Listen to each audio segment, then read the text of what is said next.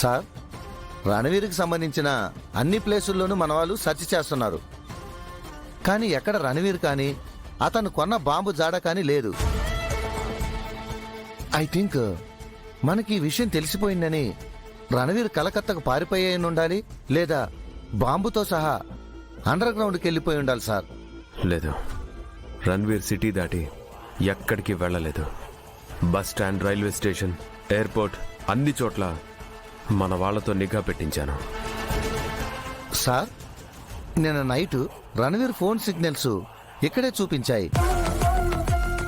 Ranveer call చేసిన ఆ unknown number signals కూడా ఇక్కడే చూపించాయి.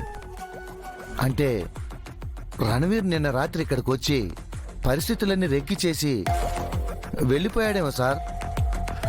నా గెస్ కరెక్ట్ అయితే రణ్వీర్ వైఫ్ రణ్వీర్ని ఇక్కడే దాచిపెట్టింది.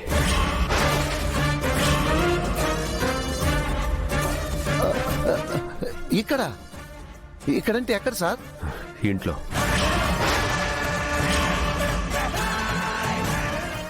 సార్, రణవీర్ ఇంట్లో తలదాచుకునే సాహసం చేస్తాడా?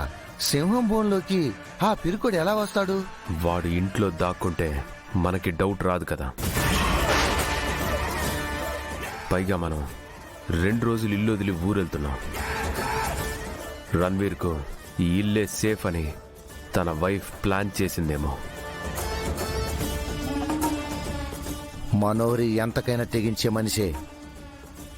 రణవీర్ ఇంట్లో దాచినా దాచి ఉంటుంది.